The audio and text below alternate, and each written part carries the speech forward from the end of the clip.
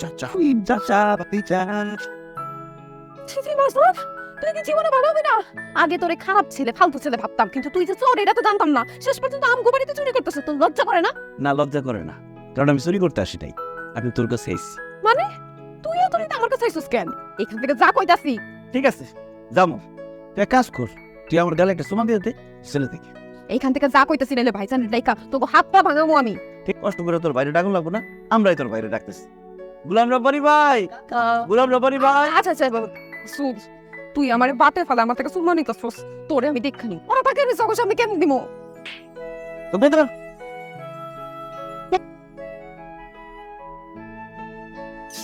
ইস, কি যে ভালো লাগতেছে রে মুন্নি, তোরে চ্যালেঞ্জ দিছিলাম 24 ঘন্টার মধ্যে তুই আমার গালে চুমা দিবি।